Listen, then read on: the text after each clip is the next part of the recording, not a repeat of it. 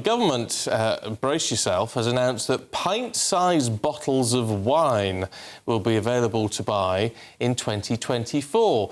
It's all down to Brexit, apparently. Well, this comes as ministers decided not to change rules on selling in imperial measures after Brexit on most occasions. Yeah, so why would you want to buy a pint of wine? It's like 2/3 of a bottle. It's very odd. Let's talk to wine expert Jane Parkinson, who joins us now. Is there any sense behind this, Jane, do you think? Well, I think that... Good morning, by the way. Yes, I think there is some sense behind it, actually. I mean, I think a lot of people realise, or maybe they don't realise, that wine consumption has been in decline in this country for quite a few years now. A couple of years ago, somebody reported that 4 million people less, or fewer, are drinking wine than they did 5 years ago.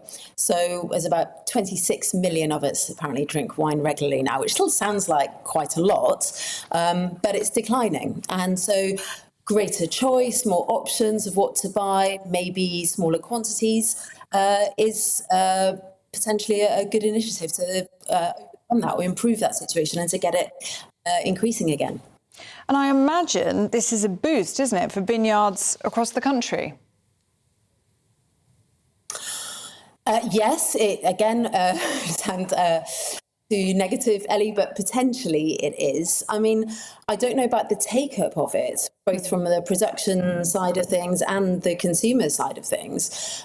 From the wine producer side of it, then they don't know how popular they will be, but also it could mean investment in, bottling lines and that kind of thing, or they might not have the right equipment available now, and then they also need to find new types of bottles, so new sizes of bottles, which again, raw materials are very expensive and quite hard to come by at the moment. So it's hard to know how welcome it is, other than that greater choice, like I said. And then from the consumer point of view... Oh, sorry, Stephen. No, I was just going to say, what about this? Someone emailed in before and said, what about shrinkflation? Yeah. Because you can sort of imagine with all of this that you might be getting 2/3 of a bottle of wine, but you're probably paying more than 2/3 the price. Yes, well, that is constantly, a battle that the wine industry is having with the government, is the sheer amount of tax that takes up a bottle or any kind of wine that you buy. So it's no secret that the higher price you pay for wine, the more wine you're getting from that and less tax, because the tax is a fixed amount.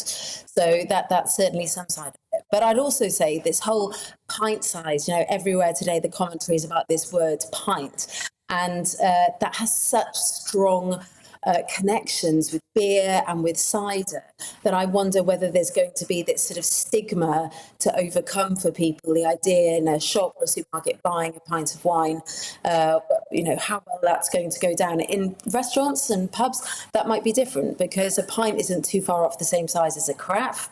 And I know a lot of people, myself included, who quite like a cheeky carafe, because you feel like a bit more indulgent than a glass, but not quite so indulgent as a bottle.